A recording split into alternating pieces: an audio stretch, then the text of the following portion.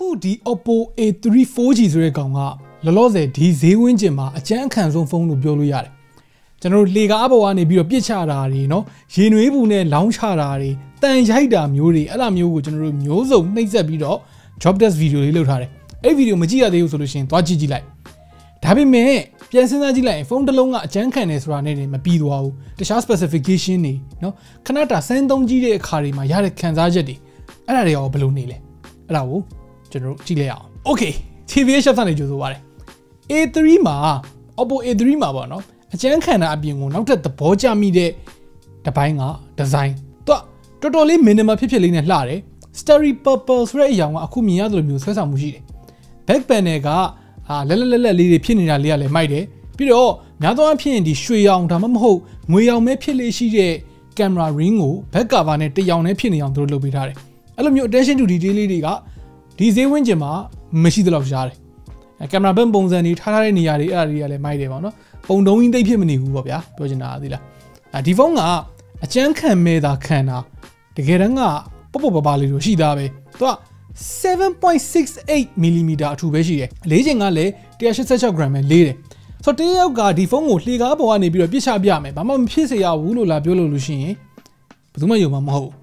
အဓိကဒီကောင်အကျန်းခံသွားတာကသူက double tempering glass ကိုသုံးထားတာရယ် frame က high strength alloy frame ကိုသုံးထားတာရယ်ဖုန်းရဲ့အတွင်းပိုင်းထောင်းတွေမှာဒီရေမြုပ်တွေပေါ့နော် sponge တွေနဲ့အတွင်းပိုင်းဖွဲ့စည်းပုံမျိုးကိုသူကနမူနာယူထားပြီးတော့ cushioning system တစ်ခုလုပ်ထားတာကြောင့်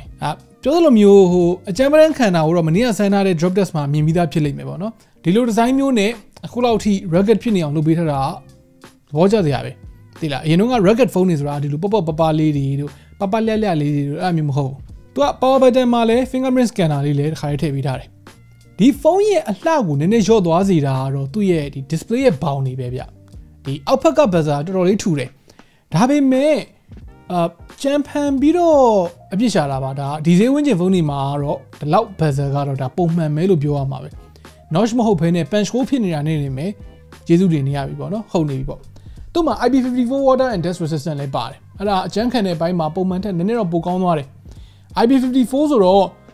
ရေစိမ်လို့တော့မရဘူးပေါ့နော်အဲ့လောက်ကိုတော့ recommend မပေးဘူးရေဆိုတာလောက်ကိုတော့ခံနိုင်တယ်ကျွန်တော်တို့စမ်းတာလောက်ကတော့ရေနွေးပူနဲ့လောင်းချတာလောက်ကိုပါခံနိုင်တယ်ဆိုတော့မဆိုးပါဘူးနော်လက်ဖိတ်ဆိုင်ထိုင်နော်ရေနွေးကဖုန်းမပြုတ်ကြမှောက်ကြအဲ့ဒါမျိုးကိစ္စမျိုးက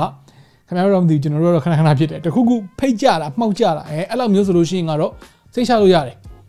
ရေဆိုနေပြီဆိုလို့ရှိရင်လည်း dash ကရှောက်ပြေးနေတာမျိုးဘာမှမဖြစ်ဘူးသုံးရတာအဆင်ပြေတယ်ဒါကလည်းမိုးရဲရေထဲမှာဒီအလုံးလုံးရတဲ့သူဥမာအဖြစ်ဗျာ delivery သမားတွေပါတွေအတွက်သူတို့တွေအတွက်တော်တော်လေးကောင်းသွားလိမ့်မယ်ဒီ feature သူ့ရဲ့ display က 6.67 inches 90Hz LCD panel အထူးသဖြင့်ဒီဈေးမှာ1000 nits peak brightness ရတာသူ့ရဲ့အားသာချက်ပဲဒါမျိုးဈေးသက်သာပြီးတော့အကျန်းခံတဲ့ဖုန်းတွေက delivery ပို့တဲ့သူတွေเนาะဆောက်လုပ်ရေးသမားတွေသူတို့တွေသုံးရတာများတယ်ဆိုတော့ outdoor visibility ကကောင်းမှကိုဖြစ်မှာဒီဖုန်းကနေရာအောက်တက်မှာဆိုရင်တော့မှပဲကြည့်ရတာတော်တော်လေးအဆင်ပြေမြင်ရတယ် color တွေ contrast တွေကလည်းသူ့ဟာလေးနဲ့သူကတော့မဆိုးပါဘူး 90Hz ဆိုတော့လေ smooth color ဖြစ်တဲ့လောက်ဖြစ်တယ် 720p resolution ဖြစ်နေတာလွင်ရင်ကျန်တာမဆိုးဘူးလို့ပြောလို့ရတယ် speaker mono speaker stereo မဟုတ်ဘူးအတန်းကျရင်ရပြီဆိုတဲ့သူတွေအတွက်လောက်ကတော့အဆင်ပြေတယ်ဒါပေမဲ့ volume အဆုံးထိတင်လိုက်မယ်ဆိုလို့ရှိရင်တော့အတန်းအနေနဲ့ H လို့ဖြစ်လာလိမ့်မယ်SoC ကကျွန်တော်တို့ဒီဖုန်းမှာစတွေ့ဘူးတဲ့ Snapdragon 6S Gen 1ဆိုတဲ့ကောင်သုံးတာပထမနာမည်ကိုကြည့်ပြီးတော့ chip အသစ်ထင်နေတာလိုက်ရှာကြည့်လိုက်တော့မှသူက Snapdragon 6S Gen 1ဆိုတာ SoC အသစ်တော့မဟုတ်ဘူး Snapdragon 6S2 11nm chip ကိုပဲ Qualcomm က re-RAM ပြန်လုပ်ထားတာနာမည်က 6S Gen 1ဆိုပေမဲ့ 6 Gen 1နဲ့ processing node တွေရောသုံးထားတဲ့ core တွေရောဘာမှမဆိုင်ဘူး performance ရှင်ကြည့်လိုက်ရင်လည်းအခုမြင်ရတဲ့အတိုင်းပဲသူ့ရဲ့ performance က Snapdragon 680ထက်တောင်နည်းလေးပိုနှေးတယ်ဆိုတော့သူကဒီ 720p 90Hz ကို smooth ဖြစ်ကတော့သုံးလို့တော့ဖြစ်နိုင်ပါသေးတယ် Mobile Legend တို့ PUBG တို့နည်းနည်းပါးဆော့လို့ရမယ် Genshin လို game မျိုးကတော့ဘယ်နည်းနဲ့မှအဆင်ပြေမှာမဟုတ်ဘူးအားသာချက်ကတော့ဒီ low power SoC ရဲ့ထုံးစံတိုင်းပဲ battery စားကပိုးလို့ပါစတတ်တာမယ်ပြီးတော့ဒါမျိုး low power chip တွေမှာ MTK Helio ဘာညာတွေနဲ့ရှင်းလိုက်မယ်ဆိုလို့ရှိရင်ဒီကောင် stable ပို့ပြီးတော့ဖြစ်မယ် MTK Helio တွေမှာဖြစ်တဲ့ရုပ်တရက်ပူတက်လာတာတို့ဘာလို့အဲ့ဒါမျိုးယူကြောင်နေယူကန်းသွားတဲ့ကိစ္စမျိုးသိမရှိဘူး9,109,900တော် specific ဖြစ်တယ်ဗျာနာမည်ဈေးရအဲ့ဒီဈေးမှာတော့ 128GB ပါမယ်တရင်ကျ promotion ရှိတဲ့အခါကျတော့အော်တိုဘာ31ရက်နေ့မတိုင်ခင်6,900,900နဲ့ရမယ် မလာဘူးဆိုလို့ရှိရင် SD card ထပ်ဆိုင်လို့ရတယ်ဒါလေးကတော့မဆိုးပါဘူးเนาะအခုခေတ်မှာ SD card ဆိုင်လို့ရတယ်ဆိုတော့ဖုန်းကတော့ကြားသွားပြီဆိုတော့ benchmark တွေနဲ့ဘယ် game တွေကိုဘယ် setting မှာဘယ်လိုဆော့လို့ရမလဲဆိုတာကိုဒီမှာပြပေးထားမယ်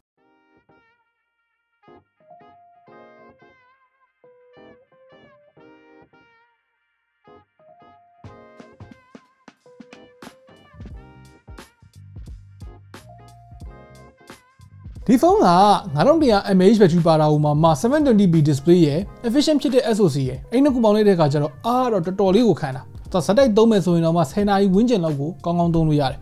အပြင်သွင်းမှုကြတော့ဒီကောင်မှာ45W fast charging support လုပ်တယ်အဲ့တော့ super VOOC charger နဲ့ကျိုးနဲ့ကိုဘူးထဲမှာတစ်ခါလေးထည့်ပေးထားတာလေးကလည်းအဆင်ပြေတယ်တက်တက်မကုန်တော့ဘူးပေါ့နော်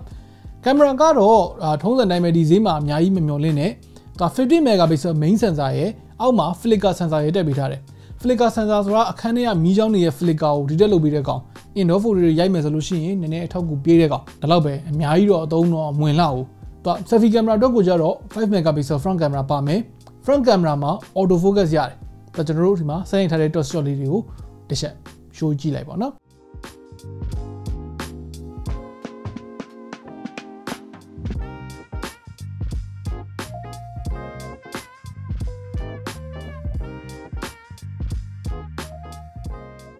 နောက်ထပ်ကျွန်တော်စမ်းထားတဲ့အနေနဲ့ထူးခြားတဲ့ feature တစ်ခုကသူ beacon link ဆိုတဲ့ feature တစ်ခုပါတယ်သူ line မမီတဲ့နေရာတွေမှာဆိုရင်တော့မှအကွာဝေး150 မီတာလောက်အတွင်းမှာတယောက်နဲ့တယောက်နဲ့စာပို့ဖို့ဖုန်းပြောဖို့အတွက်ကို walkie talkie ဆန်ဆန် feature ပေါ့နော်အဲ့ဒီတော့ကို bluetooth protocol ကိုပဲသုံးလာတာဒါပေမဲ့ဒီကောင်က bluetooth မှာ high power antenna တွေပါတယ်လိုတယ်ဗျာဆိုတော့တခြားဖုန်းတွေနေတော့မရဘူး oppo ဖုန်းချင်းပဲရမယ်ကျွန်တော်တို့စီမှာလည်း oppo ဖုန်းကလောလောဆယ်တစ်လုံးပဲရှိတယ်ဆိုတော့စမ်းပြလို့တော့မရဘူးပေါ့နော်ဆိုတော့အဆုံးသတ်အနေနဲ့ပြောရရင်ဗျာနော်ဒီဖုန်းကတော်တော်လေးလက်တပတ်တလေးနဲ့အကျန်းခံတဲ့ဖုန်းဘက်ထရီလည်းတော်တော်လေးခံတယ်အခြားပိုင်းတွေမှာတော့ထူးချွန်နေတာမျိုးတော့မရှိဘူးတာမန်ဖုန်းတွေအတွက်ဖုန်းပျက်စီးနိုင်ခြေများတဲ့ဆောက်လုပ်ရေးလုပ်ငန်းခွင်ကလူတွေ delivery သမားတွေဒါမှမဟုတ်ကလေးတွေသူတို့အတွက်ကိုဒီဖုန်းကတော်တော်လေးအဆင်ပြေတယ်ဘက်ထရီခံတာမို့လို့ secondary phone အနေနဲ့ထားမယ်ဆိုတော့ရတယ်ဒါတော့ကျွန်တော်တို့အမြင်ပေါ့ခင်ဗျားတို့ကဘယ်လိုမြင်လဲဒီဖုန်းကိုဘယ်လိုသဘောရအောက်က comment တွေမှာဝင်ရောက်ဆွေးနွေးညှိနှိုင်းလို့ရပါတယ် okay နောက်နေ့မှတွေ့တော့